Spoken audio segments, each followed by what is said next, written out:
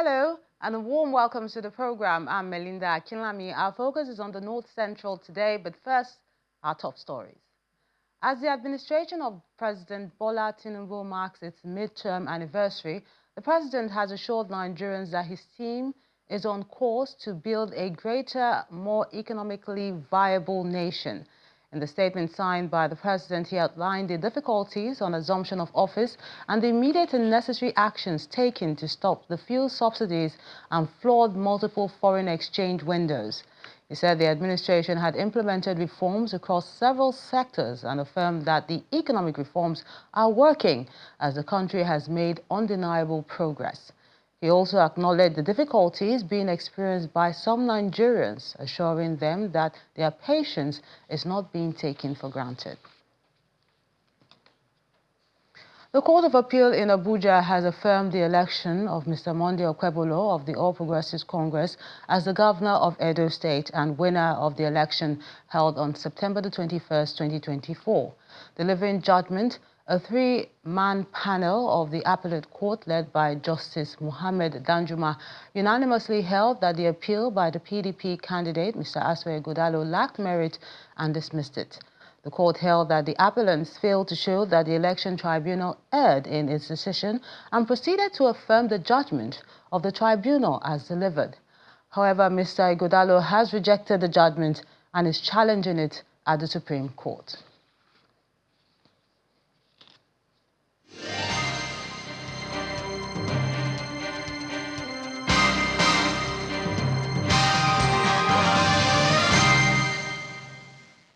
The Inspector General of Police, Kayode Betukun, has launched the Safe Schools Initiative and inaugurated the Nasarawa State Schools Protection Squad. The IGP was represented by the Assistant Inspector General of Police Zone 4, AIG Zachariah Achinyan, at the event which took place in Lafia, the state capital. Our correspondent Halima Gayam has this report.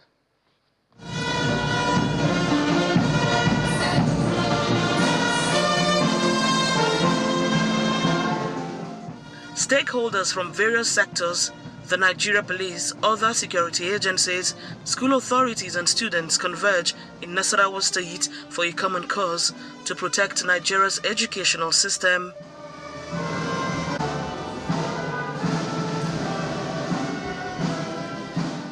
This inclusive approach by the Nigeria Police demonstrates a renewed commitment to proactively addressing the security challenges facing the education sector. School Protection Squad in Nasarawa State.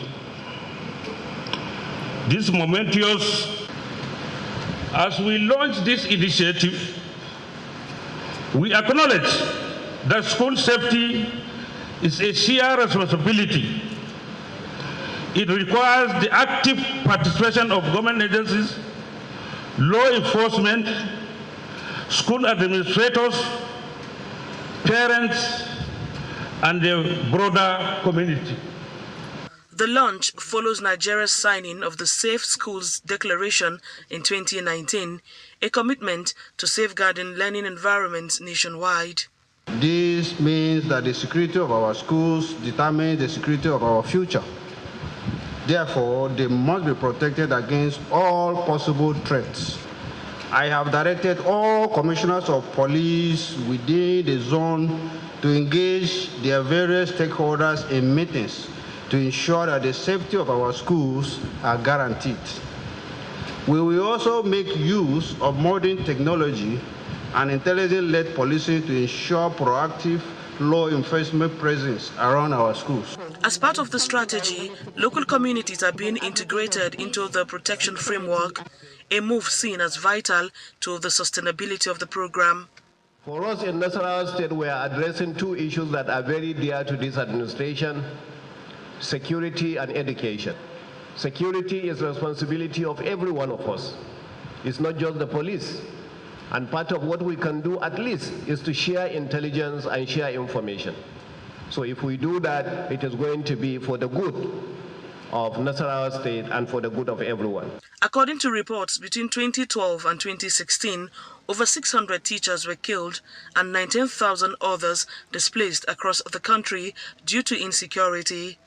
The Safe Schools initiative is designed not just to prevent such tragedies, but also to reduce the number of out-of-school children and improve Nigeria's standing on the Human Capital Index. Halima Gayam, Channels Television News. In the meantime, public schools in Doma local government area, still in Nasarawa State, have received over 10,000 texts and exercise books alongside other instructional materials to improve their learning.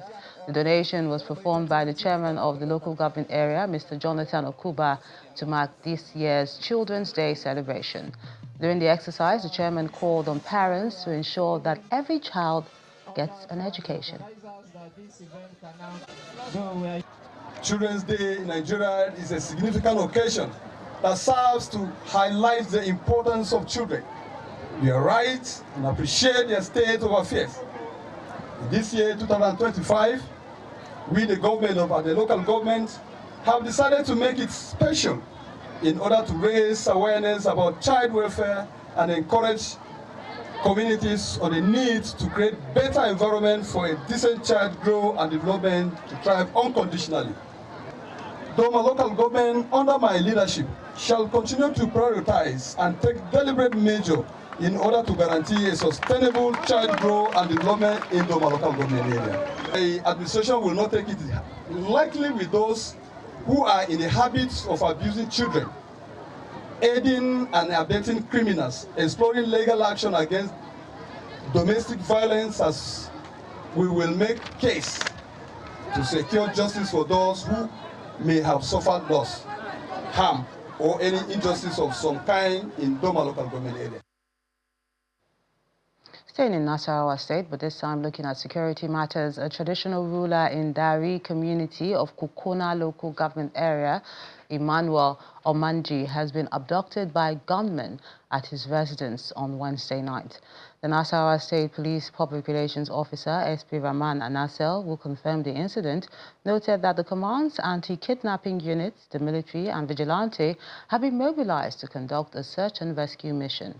He added that an appeal has been sent to residents with useful information to work with the police to assist the operation. A former information minister, Mr. Labaran Marco, says Governor Hyacinth Alia is gradually repositioning Benue State as an economic power hub with investments in critical infrastructure that drives growth. Mr. Marco gave the assessment after inspecting the innovations at the health, education and other infrastructural facilities across the state. With the 29th of May around the corner, it's time once again to mark a year in the administration of some elected governors. It's also time for Nigerians to appraise their leaders. With that in mind, officials of the Benue state government have been taking stock of some of their developmental strides. They are accompanied by former Information Minister, Mr. Labaran Marco, and the former Director General of the National Orientation Agency, Mr. Mike Omiri. From the purchase of 100 vehicles and the asphalting of the Benue links by Governor Hyacinth Alia to the Benue State University Teaching Hospital, where various constructions have been completed and others are ongoing. The Chief Medical Director conducts officials round the projects, including a water project to address sanitation. Cancer is accounting for is the third common cause of death now worldwide. So if you bring a cancer center within this environment, where people believe that you have cancer is almost death, and you bring it, so you normalize it, the treatment will be affordable because it's government. That project alone is about 18 billion. Other projects include the BIPC bread and water factories and a juice processing plant, which now earns the state daily income while empowering retail traders. The sale of this bread, this brand is 6 million every day. The other brand is also 6 million. The water is 4 million. The other water is 2.5 million. Daily. And leather, yes, daily. So those money they are still, the idea is to ensure that the money is being within. A tour of 16 new township roads is conducted by the team, led by the governor's technical advisor on media. The team stops over at the Makurdi underpass flyover, which will be ready for use in 2 weeks. We are right here at the underpass. Activities are ongoing. I'm telling you, we have like 4 or 5 days to pack out of here. I mean business. You can see all machines are working round, going round, and you see people gathering around to see. It's a first of its kind in Makodi. Mr. Labaran Marco and Mr. Mike Omiri believe Benue is reclaiming its position as an economic power hub. From all the projects we have seen, including the road network, coming to this major site, it is clear that Governor Alia has made some very decisive interventions, particularly in the development of the state capital. This is a consolidation of development plan and the implementation of it within Benue State. And I think there is something to celebrate in Benue. Other projects visited include the Benue Fashion Hub, where over 200 designers have been trained, and the Benue Agricultural Mechanized Center for Commercial Agro-Industrial Practices. As part of efforts to enhance infrastructure and stimulate economic growth across the plateau, the state government has revived over 3,000 kilometers of abandoned road network. The state government's midterm performance assessment comes with a media tour to showcase ongoing projects in road construction, water supply, education, healthcare, and agriculture. As part of a strategic push to connect rural communities and improve interstate access, the Plateau State Government has commenced the resuscitation and construction of major roads that had long been abandoned. Key project sites including the 23-kilometer Pankshin-Lankam-Dias Road and the 18-kilometer Demshin-Jibam-Dokan-Tofa Road. These projects are aimed at linking Plateau to neighboring states like Nasarawa and Kaduna. There are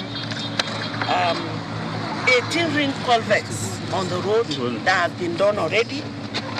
We have done 13 box culverts. 3 of the box culverts are double cell. The remaining 10 are single cell. And then, as I said, there's a bridge. The bridge is 50 meters long. It is 7 meters wide and about 4 meters deep.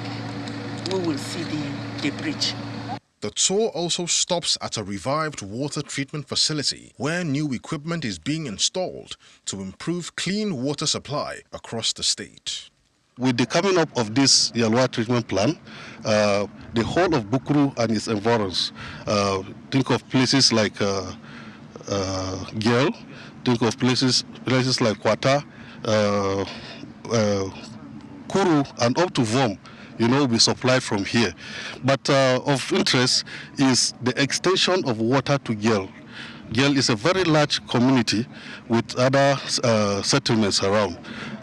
We have done an extension of pipeline of water to Gyal community, and we are targeting 40,000 people, to benefit from this very particular Yalwa treatment plan when we fully start.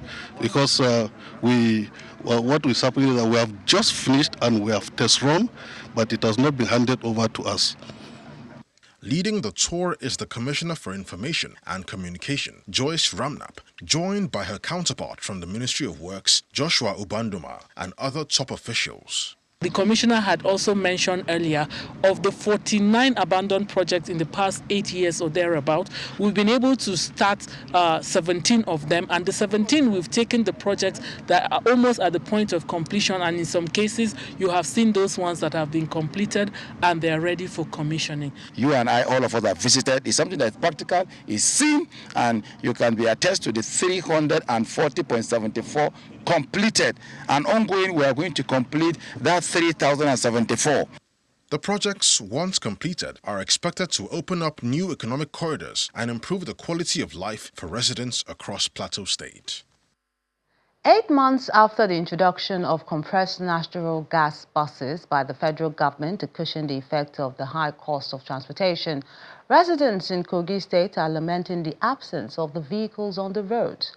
The Commissioner for Transport, Mr. Levi Atukuluku, said the buses launched in Lokoja, the state capital, under the Conversion Incentive Program were handed over to a consultant and not the state government. This next report looks at the status of the buses after the launch.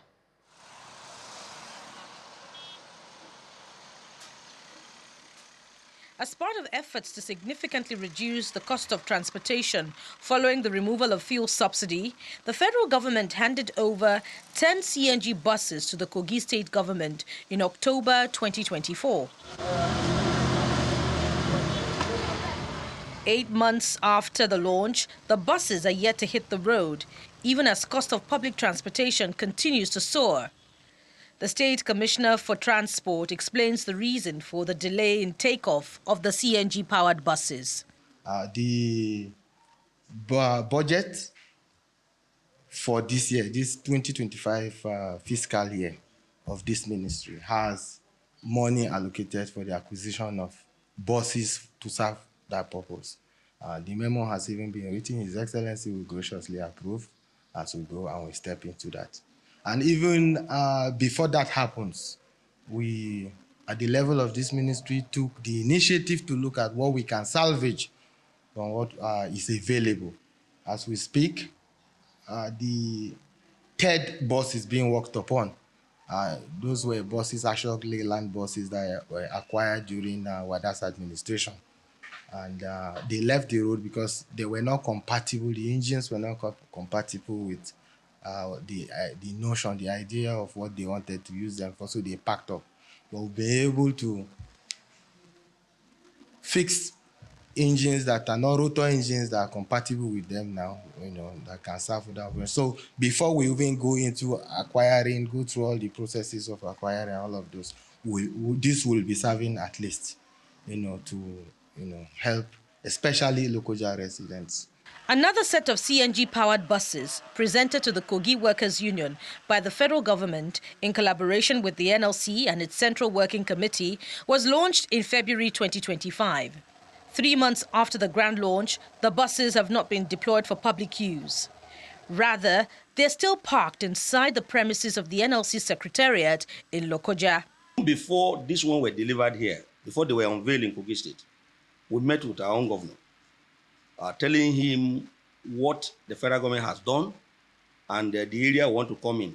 And during the launching, if you follow very well, the national president equally appealed to the state to complement the effort of the federal government by bringing in more buses so that it will reduce the hardship the masses are facing in the area of transportation. Some residents condemned the action of the NLC, while some commercial tricyclists remain hopeful that they will benefit from the CNG conversion program. The Kogi State government, like we said, have refused diligently to deny the citizens of benefits of transportation. If you don't have money to purchase new buses, why can't you repair the existing one? That is the background. The second one is the fact that if you don't have money to do, can you flood Kogi State with Keke Napep? We are used to Keke Napep. Today, Keke Napep is carrying 5 passengers in Kogi State plus the operator making it 6. And you cannot do anything. Students don't go to school by 8 o'clock, and the school principal, I'm a father, I'm a parent, does not argue because as at 8 o'clock, the student cannot get vehicle to go. To ease transportation in the state, the Kogi government is promising to rehabilitate some buses. Meanwhile, residents remain hopeful that the CNG buses can still be deployed as soon as possible. The high level of bad roads in the country is caused by inadequate funding for proper maintenance. The House of Representatives Committee on Federal Road Maintenance Agency made this known to journalists in Ilorin, the Kwara State capital, during oversight visits on FEMA's activities in Kwara, Ekiti, Oyo, Osun, Ogun, and Lagos states. Mr. Chairman. Members of the House of Representatives Committee on FEMA are meeting its engineers in Ilorin, the Kwara State capital, to review project updates from Kwara State and southwestern states. The committee begins its oversight visit with the inspection of ongoing and completed road rehabilitation projects. Members then proceeded to inspect the 9-kilometer stretch of road from Adewale to Offa Garage Junction, one of 5 undergoing major rehabilitation in Kwara State. It is part of the responsibility of the National Assembly to oversight all national projects across the country. FEMA as an agency, we as the member of the committee of FEMA it is our responsibility to go around to be sure that all the money appropriated for FEMA for the purpose of road maintenance was spent according to the purpose for which they were approved. While the committee commends the progress made in making the road motorable, they expressed concerns that funding constraints remain a major obstacle. It is part of the responsibility of the National Assembly to oversight all national projects across the country. FEMA as an agency, we as the member of the committee of FEMA, it is our responsibility to go around to be sure that all the money appropriated for FEMA for the purpose of road maintenance was spent according to the purpose for which they were approved. The zonal coordinator for FEMA in the Southwest, Babatunde Aino, echoes similar sentiments, urging the federal government to prioritize the release of adequate funds. As far as quality is concerned, we are very, very particular about quality assurance. And that's why the agency has what we call zonal lab. Every now and then on projects, not just in Kwara State, in all the zones, all the states that I supervise, and by extension, all the whole of the country, we have zonal labs. My lab comes in every now and then to check the quality of what is being executed here. For example, we have a road of about 9 kilometers, but the work you have can only address critical sections. That does not mean that there are no sections that are bad. We have potholes all over, but we have to avoid those ones because of the amount that's been available to us. So we address only critical sections. With the rainy season approaching, the House Committee hopes its findings will push for more proactive road maintenance funding in the 2025 budget to ensure safer, more durable roads nationwide. In a significant move to tackle malnutrition amongst vulnerable groups in Niger State, the government has officially commenced the distribution of cartons of blended and enriched flour. The nutritional supplement donated by ECOWAS Regional Food Security Reserve is targeted at pregnant and nursing mothers, as well as children under the age of 2. The flag-off ceremony was held in Mina, where the Permanent Secretary of the Ministry of Humanitarian Affairs and Disaster Management, Miro Man, stated that a total of 7,500 cartons of enriched flour had been received and would be distributed across key ministries for effective outreach. We received some fortified pap nutrition contents for vulnerable groups, children, and then lactating mothers. And this we received graciously from ECOWAS, who has chosen Niger State based on the fact that they see that we really do not joke with the issues of food and nutrition, because it's a food security issue that if given evenly, it's going to do well to those that benefit from it. And that is why they have sent to us and have asked us to ensure that we do the needful. I think about 3,500 cartons is going to the primary health care, so that Ministry for Primary Health Care, to make sure that it gets to all the primary health cares in Niger State, in the various local governments. And we have about 1,750 cartons that is being given to education, to make sure that it is also given for the early child education for proper growth. And also about 1,750 cartons also given to us, the Ministry for Humanitarian Affairs, to make sure that we give to those in IDPs, because as it is and their condition, they are already very vulnerable. So the children, the lactating mothers there, and then also to give to our social institutions. With the kind of leadership that we have today in Niger State, which we are grateful for, and with the caliber of people that have been gathered to carry out this assignment, I don't think anybody will do less. So we assure everything, and that's why it is on air, that all that needs to get will get.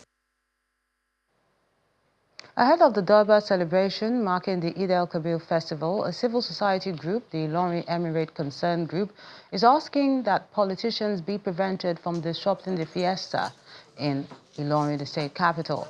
Addressing a news conference, the group said in order to avoid the usual annual crisis and misunderstanding that trails the fiesta, participation of politicians and government officials sponsoring the event should be limited.